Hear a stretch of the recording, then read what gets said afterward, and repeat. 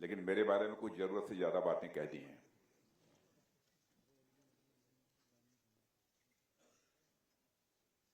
Chief of defence staff general Anil Chauhan, chief of naval staff admiral Dinesh Tripathi, chief of air staff air chief marshal Amarpreet Singh, Shrimati Sukriti Lekhi, secretary ex servicemen welfare air marshal Ashutosh Dikshit सिस्क, lieutenant general Pushpendra Pal Singh, vice chief of army staff, ex air chiefs R K. Bhadauria and Nirmal Chandra Shuri ji, lieutenant general retired V K. Chaturvedi, president Akhil Bharatiya Purva Sainik सेवा परिषद, air marshal retired Jagjit Singh, president air force association, brigadier retired Inder Mohan Singh, president Indian ex services league, colonel retired Sudhir Kumar Garg, president disabled war veterans, ex Naik L Jagan Reddy, chairman national ex servicemen coordination committee, media के मित्रों और यहाँ पर मौजूद हमारे सभी सम्मानित वेटरन्स, सबसे पहले तो इस वेटरन्स डे के अवसर पर भारत में रहने वाले और दुनिया के किसी भी देश में रहने वाले जो भी हमारे वेटरन्स हैं, उनका मैं शीश झुकाकर अपनी तरफ से अभिनंदन करता हूं और वेटरन डे के अवसर पर मैं उन्हें अपनी तरफ से हार्दिक बधाई भी देता हूं। मैं इस अवसर पर आज वीर गति प्राप्त हो चुके अपने सैनिकों के प्रति, देश सेवा में संलग्न रहे अपने वेटरन्स के प्रति तथा अपने सैनिकों के प्रति कृतज्ञ राष्ट्र की तरफ से भी आभार व्यक्त करता हूं। साथियों, मकर संक्रांति का उत्सव हमारे सामने है। इस दिन को लोग अपने परिवार वालों के साथ सेलिब्रेट करते हैं। आज मुझे अपनी लार्जर फैमिली यानी आप सबके साथ मकर संक्रांति भी सेलिब्रेट करने का भी अवसर मिल रहा है। साथियों, आप सभी केवल सर्विस से रिटायर हुए एक सैनिक मात्र नहीं हैं, आप हमारी राष्ट्रीय चेतना के जीवंत स्तंभ हैं। आप हमारे सामूहिक साहस के प्रतीक और हमारी भावी पीढ़ियों के आप प्रेरणा स्रोत हैं। 20 साल की उम्र के आसपास जब आप लोगों ने यह निर्णय लिया होगा कि आपको आर्म्ड फोर्सेज में जाना है, तो आपने उस समय केवल एक पेशा नहीं चुना था, एक सैनिक के रूप में आपने एक संकल्प लिया था। एक वह संकल्प जहां व्यक्ति स्वयं को पूर्णतः राष्ट्र के लिए समर्पित कर देता। आपने वह व्रत निभाया जिसमें आपने स्वयं से ऊपर राष्ट्र को ही प्राथमिकता दी है। आपने अपने जीवन के सुनहरे वर्ष पहाड़ों की चोटियों पर, रेगिस्तान की तपती रेत में और जंगलों की नमी में गुजार दिए। आप चाहते तो किसी भी फील्ड में चले जाते, वहां आपको इतनी चुनौतियों का भी सामना शायद नहीं करना पड़ता और आप अपने परिवार वालों के साथ भी ज्यादा रह पाते। लेकिन इन सब के बावजूद आप सबने राष्ट्र की सुरक्षा को प्राथमिकता दी है और किसी भी समाज के लिए इससे बड़ा बलिदान मैं समझता हूं कि और कोई दूसरा नहीं हो सकता है। आप सभी का जीवन, त्याग और बलिदान की वह जीवंत कहानी है जो किसी भी तरह से शब्दों में नहीं बांधी जा सकती है। साथियों, मैं पहले भी कई मंचों से इस बात को दोहरा चुका हूं कि रक्षा मंत्री के रूप में आप सबके साथ और आप सबके लिए काम करना मेरे जीवन के सुखद क्षणों में से एक है और यह मेरा सौभाग्य है और मेरा यह सौभाग्य है कि मुझे अपने सैनिकों के जीवन में आ रही चुनौतियों को बेहद नजदीक से देखने का और उनका समाधान करने का अवसर मिला है। मैं कभी अपने कोलीग्स के साथ भी बैठता हूं तो मैं कहता हूं कि अपने राजनीतिक जीवन में कई जिम्मेदारियों का निर्वाह कर चुका हूं। राज्य में मुख्यमंत्री से लेकर home minister, agriculture minister, surface transport minister, now as a defence minister. सबसे ज्यादा सुकून यदि मुझे काम करने में मिला है तो मैं तहे दिल कहना चाहता हूं कि डिफेंस मिनिस्टर के रूप में मुझे काम करने में सुकून मिला है। और आप सबके साथ काम करना सचमुच मेरे जीवन के बहुत सुखद क्षणों में से है और मेरा यह सौभाग्य है कि मुझे अपने सैनिकों के जीवन में आ रही चुनौतियों को बेहद नजदीक से देखने का और उनका समाधान करने का एक अवसर भी मिला है। हम लोग तो फिर भी बहुत कुछ जानते समझते हैं, खबरें देखते हैं, सुनते रहते हैं, लेकिन एक आम आदमी के लिए सैनिक की जिंदगी की कल्पना करना भी आसान नहीं होता है।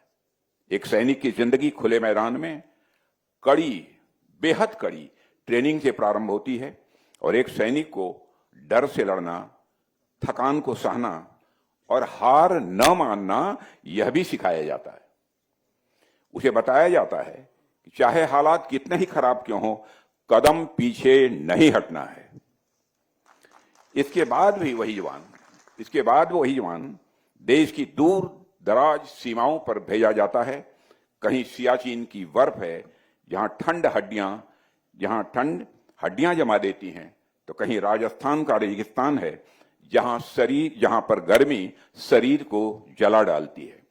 लेकिन हर हाल में वह जवान देश की रखवाली का फर्ज निभाता हुआ सीने का बटन खोलकर वह डटा रहता है। ये सारी चीजें एक सैनिक के व्यक्तित्व का निर्माण करती हैं। और साथियों, एक सैनिक अपना यही व्यक्तित्व लेकर समाज में जाता है। यह तो आप भी जानते हैं कि किसी भी सैनिक के लिए रिटायरमेंट बस एक वर्ड होता है, एक शब्द होता है। असल मायने में कोई सैनिक कभी रिटायर होता ही नहीं है। और आप सब जब सर्विस से रिटायर हुए तो क्या आपकी सेवा समाप्त हो गई? मैं मानता हूं बिल्कुल नहीं। आपकी वर्दी का रंग बदल सकता है, आपके काम करने की जगह बदल सकती है, आपके आसपास रहने वाले लोग बदल सकते हैं, लेकिन आपके दिल में देशभक्ति और सेवा की भावना का जज्बा जो पहले था, वह जज्बा आज भी आपके अंदर कायम है। एक वेटरन के रूप में आप राष्ट्र निर्माण के हर मोर्चे पर अपना योगदान देते हैं। आप अपने डिसिप्लिन, लीडरशिप और करेज जैसे गुणों से समाज को दिशा भी देते हैं। साथियों, आज हम सब देख रहे हैं कि देश के कोने कोने में हमारे वेटरन्स विभिन्न क्षेत्रों में बेहद अग्रणी भूमिका निभा रहे हैं। कई वेटरन्स शिक्षा के क्षेत्र में और विशेष रूप से मिलिट्री स्कूल्स में युवा पीढ़ी को संभाल रहे हैं। कई कृषि के क्षेत्र में नई टेक्नोलॉजीज का यूज करके किसानों की आमदनी बढ़ाने में अपना योगदान दे रहे हैं। कई वेटरन्स डिजास्टर मैनेजमेंट में अपने अनुभवों का उपयोग करते हुए बाढ़, भूकंप जैसी प्राकृतिक आपदाओं के समय रिलीफ एंड रेस्क्यू ऑपरेशंस में भी अपना योगदान करते हैं। साथियों, पूरा देश हर क्षेत्र में आपके योगदान को देख रहा है और देख ही नहीं रहा है, बल्कि मैं समझता हूं महसूस भी कर रहा है। और हमारी सरकार का भी यह मानना है कि हमारे सोल्जर्स और हमारे वेटरन्स देश के मजबूत स्तंभ हैं। उनकी देखभाल करना हमारा नैतिक और यह भावनात्मक कर्तव्य है। हमारे यहां तो हमारे कल्चर में ही ये सारी चीजें निहित हैं। आप देखिए कि माता पिता या दादा दादी जब तक सक्षम रहते हैं वह तब तक घर चलाते हैं। उसके बाद नई पीढ़ी जब योग्य हो जाती है तो माता पिता और दादा दादी का ख्याल रखने लगती है। उनके खाने पीने की, उनके दवाइयों की, उनके सोने जगने का, हर चीज का ख्याल रखा जाता है। यहां तक कि घर के बड़े फैसले भी उनसे पूछ कर लिए जाते हैं। हमारे यहां इसे पुण्य का काम माना जाता है, पुण्य का काम इसे माना जाता है। और इसी पुण्य भाव के साथ हमारी सरकार ने भी अपने वेटरन्स के लिए बीते वर्षों में कई ठोस फैसले लिए हैं और आने वाले समय में भी यह सिलसिला रुकने वाला नहीं है। मैं यह भी आप सबको आश्वस्त करना चाहता हूं। आज जब सारा देश अपने सैनिकों का स्मरण कर रहा है, उनके योगदान को स्मरण कर रहा है और उनके प्रति आभार व्यक्त कर रहा है, तो मैं आज से लगभग 40 साल पहले IPKF, Indian peace keeping force के रूप में श्रीलंका में शांति स्थापना के लिए चलाए गए सैन्य अभियान में भाग लेने वाले सभी पूर्व सैनिकों का भी मैं स्मरण करना चाहता हूं। साथियों, श्रीलंका में भारतीय सेनाओं को भेजने का जो निर्णय तत्कालीन सरकार ने लिया था, उस पर बहस हो सकती है। उस बहस में मैं नहीं पढ़ना चाहता। मगर ऑपरेशन पवन में भाग लेने वाले हमारे आईपीकेएफ के सैनिकों ने जो बलिदान दिया, उस संघर्ष के दौरान जो उन्होंने जो कुछ भी किया, मैं मानता हूं उसका सम्मान किया जाना चाहिए था। ऑपरेशन पवन में भारतीय सेनाओं ने अद्भुत साहस, शौर्य और पराक्रम का परिचय दिया है। कई सैनिकों ने कर्तव्य की राह पर चलते हुए वीर गति प्राप्त की है। उनका साहस और उनका बलिदान हमारी आने वाली पीढ़ियों के लिए तो प्रेरणा होना ही चाहिए, इसमें भी कहीं दो राय नहीं हो सकती है। मुझे प्रसन्नता है आज प्रधानमंत्री नरेंद्र मोदी के नेतृत्व में हमारी सरकार ऑपरेशन पवन में भाग लेने वाले शांति सैनिकों के योगदान को न केवल खुले मन से स्वीकार कर रही है, बल्कि उनके योगदान को हर स्तर पर रिकॉग्नाइज करने की प्रक्रिया भी चल रही है। और हमारे प्रधानमंत्री ने जब 2015 में अपनी श्रीलंका की यात्रा पर वह गए थे, तो उन्होंने आईपीकेएफ मेमोरियल पर अपनी तरफ से भारतीय सैनिकों को श्रद्धांजलि भी अर्पित करने का काम किया था। हम नई दिल्ली स्थित जो यहां पर नेशनल वार मेमोरियल है, वार मेमोरियल पर भी आईपीकेएफ के शांति सैनिकों के योगदान को रिकॉग्नाइज कर रहे हैं और हम उन्हें पूरा सम्मान भी दे रहे हैं। देवियों व सज्जनों, लंबे समय से चली आ रही वन रैंक वन पेंशन की मांग को सरकार ने पूरी ईमानदारी से साकार किया है। हमने उस असमानता को खत्म करने का प्रयास किया है जिसे हमारे वेटरन्स वर्षों से महसूस कर रहे थे। इस व्यवस्था को लागू होने से वेटरन के जीवन में न केवल फाइनेंशियल स्टेबिलिटी आई है, बल्कि यह भरोसा भी मजबूत हुआ है, देश उनके साथ न्याय करता है। लेकिन मैं यह भी स्पष्ट कर देना चाहता हूं कि यदि मैं इसकी चर्चा कर रहा हूं तो सरकार ने आपके ऊपर कोई एहसान नहीं किया है। जो कुछ भी आपके साथ किया जाना चाहिए, जितना किया जाना न्याय संगत है, वही सरकार ने किया है। साथियों, हेल्थ फैसिलिटीज को लेकर भी सरकार की सोच पूरी तरह से साफ है कि जिसने अपना जीवन देश के नाम कर दिया, उसके स्वास्थ्य के साथ भी कोई समझौता नहीं होना चाहिए। और इसको ध्यान में रखते हुए x serviceman contributory health scheme को लगातार मजबूत किया जा रहा है।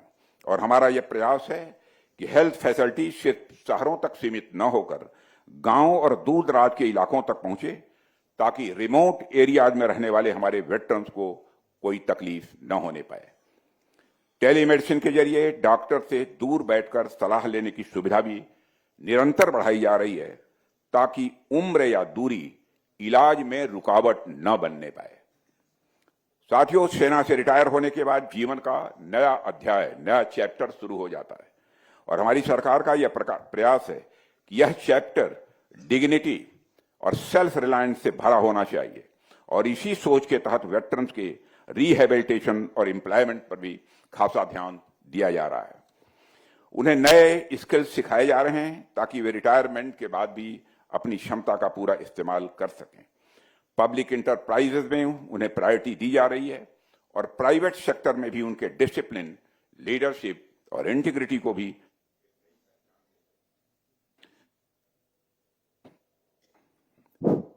उनको नई पहचान मिल रही है।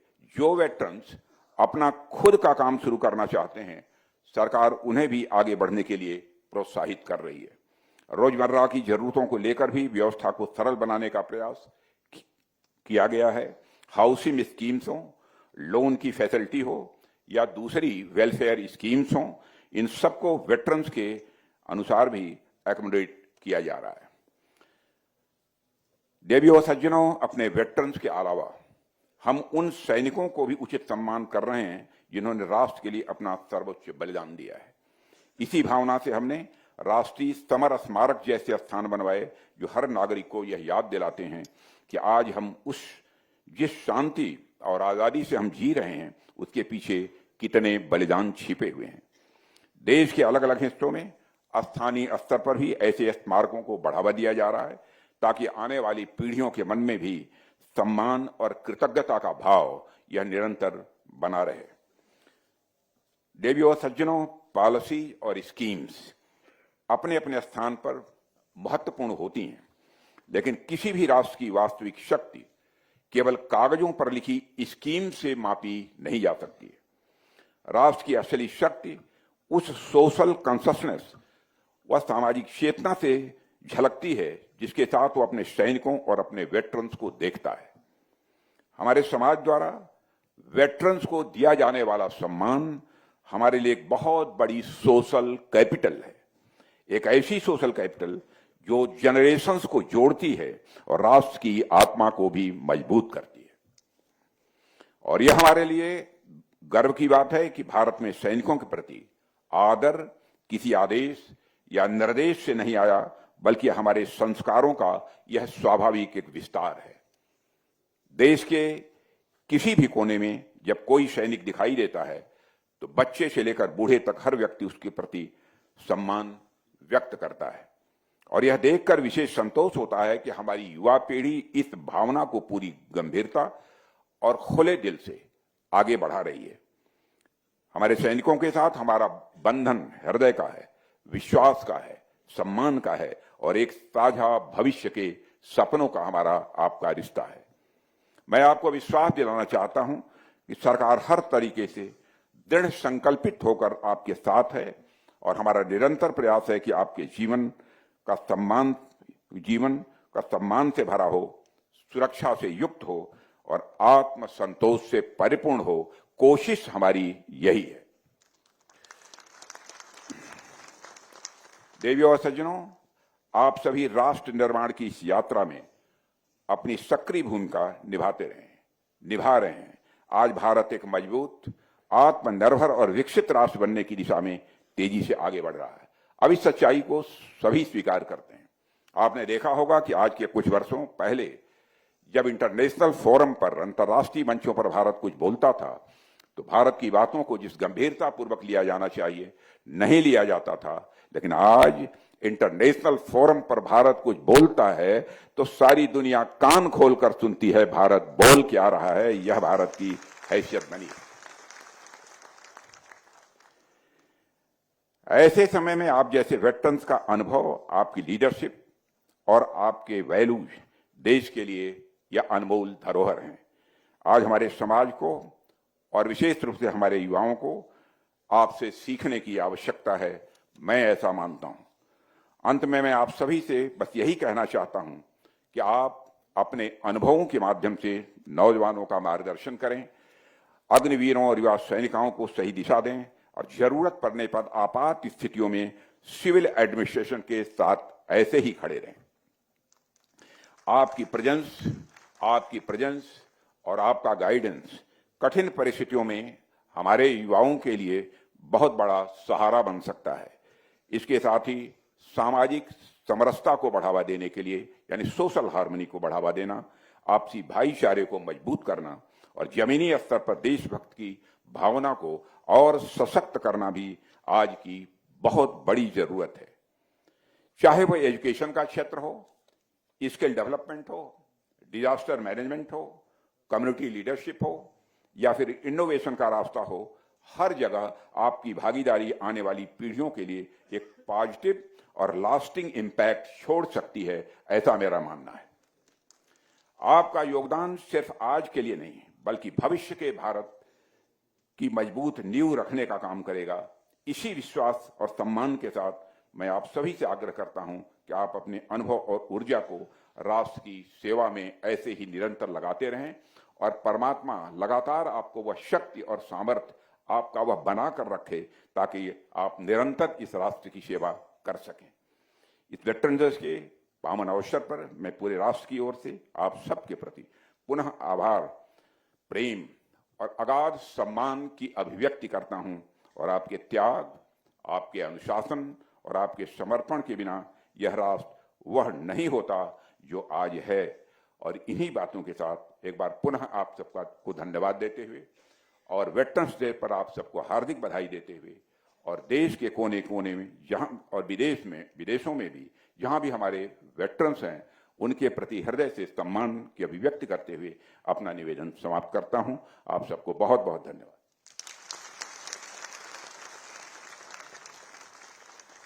आपके बहुमूल्य शब्दों के लिए अत्यंत आभार। आज के कार्यक्रम की समाप्ति इस सैन्य शपथ से करें कि चाहे दुश्मन कितना भी भारी हो, चाहे उसकी कितनी भी तैयारी हो, चाहे बिजली की कड़क या आग हो, चाहे आंधी तूफान या